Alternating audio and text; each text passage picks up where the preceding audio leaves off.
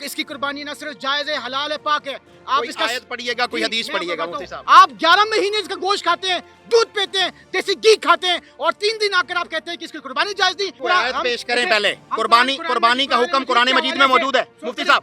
قربانی کا حکم قرآن مجید میں موجود ہے. رسول اللہ صلی اللہ علیہ وسلم سے قربانی کا حکم موجود ہے.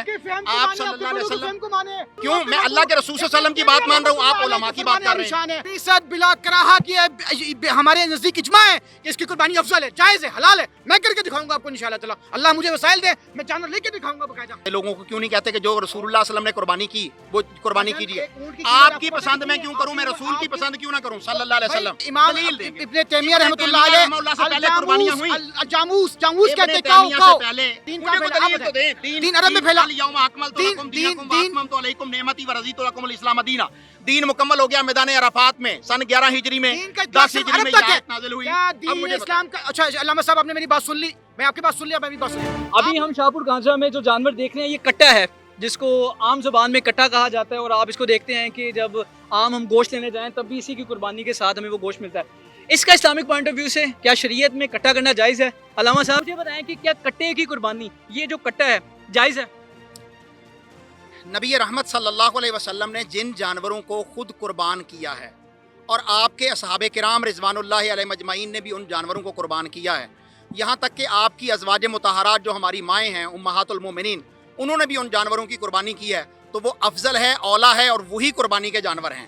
یہ جانور جو ہے یہ عرب میں پایا ہی نہیں جاتا تھا. نبی رحمت صلی اللہ علیہ وسلم پر جب دین مکمل ہوا تو یہ جانور عرب کے اندر تھا ہی نہیں.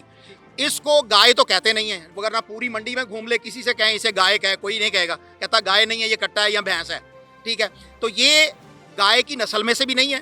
زبردستی ہمارے کچھ جو ہے وہ لغت والے یا کچھ اور علماء جو ہیں وہ اس کو کہتے ہیں کہ یہ اس کی قسم ہے، جبکہ یہ اس کی قسم بھی نہیں ہے. نوع من البقر اسے کہہ دینا یہ بھی غلطی ہے. یہ کل بکر ہو سکتا ہے. یہ جو اس کے سینگ ہیں، کیمرہ مین دکھائے، یہ سینگ جو اس کے مڑے ہوئے سینگ ہیں، کنڈلی والے سینگ ہیں. گائے کی کسی نسل میں سینگ جو ہیں وہ اس طرح کے نہیں ہو سکتے. میں پوری ذمہ داری سے کہہ رہا ہوں، کوئی بھی گائے کی قسم ہو، دنیا بھر میں کوئی قسم ہو، اس کے یہ سینگ اس طرح کے نہیں ہوتے، جبکہ بھینس کے سینگ یا کٹے کے سینگ جو ہیں وہ مڑے ہوئے ہوں گے. تو اسی طرح اس کی جو کٹا ہے، اس کی فیمیل، اس کا جو حمل کا ڈوریشن ہے وہ گائے سے مختلف ہے. یہ پانی کا جانور ہے، یہ پانی میں خوشی سے رہتا ہے، اور گائے جو ہے یا بیل جو ہے وہ پانی میں جانے سے ڈرتے ہیں. زبردستی ان کو داخل کیا جا سکتا ہے، وہ خوشی سے پانی کے اندر نہیں رہتے. اسی طرح ان کے دودھ کا بھی فرق ہے، ان کی شکل کا بھی فرق ہے، ان کے جو ہے وہ یہاں تک کہ ڈی این اے کا فرق ہے. تو جب یہ اس کی نسل سے نہیں ہے اور رسول اللہ صلی اللہ علیہ وسلم نے کیا نہیں ہے، اور اس وقت پوری منڈی کھڑی ہے، لاہور شاہپور کانجرا میں ہم اس وقت کھڑے ہیں، تو اس پوری منڈی کے اندر ہزاروں کی تعداد میں جو ہے وہ گائے اور بیل موجود ہیں. اور یہ کٹے جو ہیں یہ چند ایک ہوں گے جنہیں 100 بڑی مشکل سے کہا جا سکتا ہے کہ پوری منڈی اگر گھومی جائے تو کوئی 100 جانور ہوگا. تو بھائی جب وہ جانور جو نبی رحمت صلی اللہ علیہ وسلم نے قربان کیے، اللہ تعالیٰ نے جن کا ذکر قرآن مجید میں کیا، اور وہ ہر جگہ پر پوری دنیا میں وافر مقدار میں موجود ہیں، تو آپ ان کی قربانی کیوں نہیں کرتے؟ اسے اگر آپ مزے کی خاطر کرتے ہیں کہ اس کا گوشت گائے سے زیادہ لذیذ ہے تو آپ مزہ لیجئے، آپ کو مبارک ہو، قربانی آپ کی نہیں ہو. ویسے حلال ہے، جانور ہے، یہ بالکل حلال جانور ہے، لیکن اس کی قربانی اللہ کے نبی صلی اللہ علیہ وسلم نے نہیں کی. حلال جانوروں میں گھوڑا بھی تو حلال جانور ہے، ہرن بھی تو حلال جانور ہے، لیکن اس کی قربانی نہیں ہوتی کیونکہ نبی رحمت صلی اللہ علیہ وسلم نے نہیں کی. اچھا آپ کا یہ کہنا ہے کہ کٹے کی قربانی اسلامک پوائنٹ آف ویو سے شریعت کے مطابق جائز نہیں ہے؟ جی بالکل جائز، کلیئر کٹ یہ بات ہے، بالکل 100% کلیئر بات یہ ہے کہ یہ جانور قربانی کا نہیں ہے، وگرنہ اللہ رب العالمین اس کا قرآن مجید میں ذکر کر دیتے یا نبی رحمت صلی اللہ علیہ وسلم کر دیتے. یہاں تک کہ رسول اللہ صلی اللہ علیہ وسلم نے جب حج کیا نا، حجۃ الوداع، تو اس وقت جو اونٹ منگوائے تھے وہ مکے سے یا مدینے سے نہیں منگوائے تھے، یمن سے منگوائے تھے. سیدنا علی رضی اللہ عنہ کو بھیج کر 100 اونٹ رسول اللہ صلی اللہ علیہ وسلم نے ذبح کیا تھا حجۃ الوداع کے موقع پر. تو یمن کے ساتھ آگے آئیں تو انڈیا ہے، وہاں سے یہ جانور منگوایا جا سکتا تھا، لیکن نہیں بھائی، یہ عرب کا جانور. اور آج تک بھی، اب الحمدللہ حج کا سیزن ہے، لاکھوں کی تعداد میں حجاج کرام اس وقت جو ہے وہ سعودی عرب پہنچ چکے ہیں، اللہ ان کے حج کو قبول فرمائے. تو وہاں پر آج بھی، یعنی یہ 15ویں صدی میں ہم کھڑے ہیں، تو اس وقت بھی وہاں پر حج کے موقع پر کٹے کی قربانی، بھینس کی قربانی نہیں کی جاتی. تو برے صغیر میں کیا ہو گیا ہے کہ آپ باقی پورا سال جو ہے وہ کٹا کھاتے ہیں, آپ سیر نہیں ہوتے. اگر قربانی والے دن آپ وہ مسنون جانور کریں, جو اونٹ ہے, جو بھیڑ ہے, جو گائے ہے, یا جو بکرا ہے جس کو اللہ کے نبی صلی اللہ علیہ وسلم نے کیا ہے, تو اس پر آپ کو اجر ملے گا. مفتی صاحب, علامہ صاحب نے تو واضح الفاظ میں بتا دیا کہ کٹے کی قربانی جائز نہیں ہے. اس پہ آپ کا کیا پوائنٹ آف ویو ہے؟ میں بڑی ذمہ داری کے ساتھ, پورے یقین کے ساتھ, میں کتاب و سنت کا ایک طالب علم ہونے کے ناطے ببانگ دوہل یہ بات کہتا ہوں, اور بڑی ذمہ داری کے ساتھ یہ بات کہتا ہوں کہ یہ اس کی قربانی نہ صرف جائز ہے, حلال ہے, پاک ہے. آپ کوئی اس کا آیت پڑھیے گا, کوئی جی، حدیث میں پڑھیے آپ گا کو مفتی بتاؤں. صاحب. میں آپ کے ایک بڑے امام ابن تیمیہ, جن کو شیخ الاسلام کہتے ہیں, وہ فرماتے ہیں الجاموس نوع من البکر, یہ گائے کی قسم میں سے ہے. اور امام البانی, جس کو آپ محدث کا درجہ دیتے ہیں, وہ فرماتے ہیں کہ یہ بکر, یہ جو جانور ہے یہ جنس میں سے ہے, اسی گائے کی جنس میں سے ہے. اور جب آپ زکوٰۃ دیتے ہیں تو اس کو آپ بھینسوں کی زکوٰۃ کیسے دیتے ہیں؟ آپ 11 مہینے اس کا گوشت کھاتے ہیں, دودھ پیتے ہیں, دیسی گھی کھاتے ہیں, اور 3 دن آ کر آپ کہتے ہیں کہ اس کی قربانی جائز نہیں. اب بھائی مانا, یہ عرب کا جانور نہیں, یہ ہندوستان کا جانور ہے. آپ قیاس کو مانتے ہیں. ہمارے چار اصول ہیں, قرآن, حدیث, اجماع اور قیاس. ہم قیاس کے ذریعے سے اس کو مانتے ہیں. قرآن کی کوئی آیت پیش کریں پہلے. قربانی کا حکم قرآن مجید میں موجود ہے مفتی صاحب, قربانی کا حکم قرآن مجید میں موجود ہے. رسول اللہ صلی اللہ علیہ وسلم سے قربانی کا حکم موجود ہے. آپ صلی اللہ علیہ وسلم کو مانے. عبدالرحمان مبارک پوری رحمۃ اللہ علیہ, ثناء اللہ امرتسری رحمۃ اللہ علیہ, اسے روپڑی بڑے صاحب. علماء ہیں, میں ان سے بڑے علماء بھی جو ہیں ان کی بات نہیں مان رہا. میں آپ کے ان کو میں فہم کو مانوں. کیوں, میں اللہ کے رسول صلی اللہ علیہ وسلم کی بات مان رہا ہوں, آپ علماء کی بات کر رہے ہیں. حضرت علی کے خاندان سے اس کی قربانی جائز ہے. حضرت علی نے کی.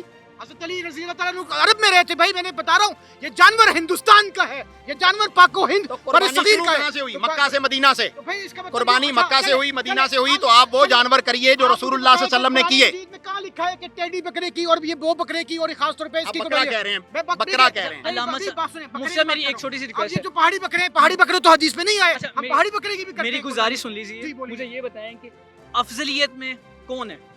افضلیت میں کون ہے, کس لحاظ سے؟ قربانی کے حوالے سے افضلیت کیا ہے؟ 100% بلا کراہت یہ ہمارے نزدیک اجماع ہے کہ اس کی قربانی افضل ہے, جائز ہے, حلال ہے. میں کر کے دکھاؤں گا آپ کو انشاءاللہ تعالی. اللہ مجھے وسائل دے, میں جانور لے کے دکھاؤں گا باقاعدہ. مفتی میں صاحب, کی دوہلی بات کہتا ہوں. مفتی صاحب آپ کے کرنے سے دیکھیں, قربانی ہو جائے گی. قربانی کے حوالے سے بڑا جانور ہے نا, پھر اونٹ کریے. افضل تو وہ ہے, اونٹ نہیں ہے.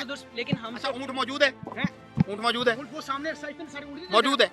اس کی قربانی کیوں نہیں کرتے؟ لوگوں کو کیوں نہیں کہتے کہ جو رسول اللہ صلی اللہ علیہ وسلم نے قربانی کی وہ قربانی کیجیے؟ آپ کی پسند میں کیوں کروں, میں رسول کی پسند کیوں نہ کروں صلی اللہ علیہ وسلم؟ آپ حضور صلی اللہ علیہ وسلم کے جو ہے نا, حضور صلی اللہ علیہ وسلم نے, قرآن نے ہمیں اصول دیے ہیں, ان اصول سے. اچھا آپ مجھے بتائیں, علامہ صاحب سے میرا سوال ہے, قرآن میں آپ یہ اس کو حلال سمجھتے ہیں نا, تو قرآن و حدیث میں اس کی حلال ہونے کی دلیل مجھے دیں. چلے مانے حلال ہونے کی دلیل دیں. میں مانتا ہوں آپ کو, حلال ہونے کی دلیل دیں مجھے. یہ کل بکر ہے, کل بکر نومن البکر ہے, نومن البکر نہیں ہے, یہ غلطی ہے, یہ غلطی ہے. ہاں نومن بالبکر میں نے ہے. کہا اس کا ڈی این اے نہیں ملتا. مفتی صاحب ہاں بھائی نہیں یہ کریں, جانور, آپ عالم ہیں, ہاں نہیں کریں, بات کریں میرے ساتھ, دلیل کریں. آپ دلیل دیں قرآن سے, حدیث سے کہ یہ رسول اللہ صلی اللہ علیہ وسلم نے قربانی کی ہے, میں مان لوں گا. میرا تو اختلاف ہی یہ ہے کہ اللہ کے قربانی اللہ کے نبی نے کہاں کی ہے, اللہ کے نبی نے بکرا کیا. اور بھائی اب علامہ صاحب مفتی صاحب نے کہا کہ پہاڑی بکرے کی مثال نہیں ملتی.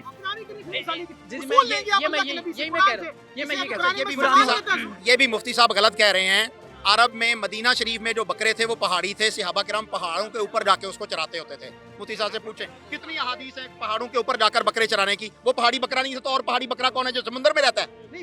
خیال کریں یار, کیا ہو گیا بھائی, وہ بکرے پہاڑوں میں پلتے تھے, بکرے جو ہے نا پہاڑوں میں جا کر ان بکروں کو پالتے تھے. اور کیا آپ کو بات کروں, ہر جانور کے ہر قسم کی آپ کو قسمیں ملے گی, اسپیشیز ملے گی. ان تنازعتم فی شیء فردوہ الی اللہ والرسول. اگر تمہارا جھگڑا, سن لیجئے نا, اگر تمہارا جھگڑا ہو جائے کسی بھی معاملے میں تو اس معاملے کو لے کر رسول کی طرف جائیے, اللہ کی طرف جائیے. قرآن کی آیت ہے, قرآن, ایک منٹ, قرآن مجید کی آیت ہے. میرا آپ کا جھگڑا ہو گیا جی, میں کہتا ہوں کہ یہ قربانی کا جانور نہیں ہے, آپ کہتے ہیں قربانی کا جانور ہے. قرآن نے اصول دیا ہے فَإِن تَنَازَعْتُمْ فِي شَيْءٍ فَرُدُّوهُ إِلَى اللَّهِ وَالرَّسُولِ, کہ اگر تمہارا جھگڑا ہو جائے کسی مسئلے میں تو اسے اللہ کی طرف اور اس کے رسول صلی اللہ علیہ وسلم کی طرف لے کے جائیے.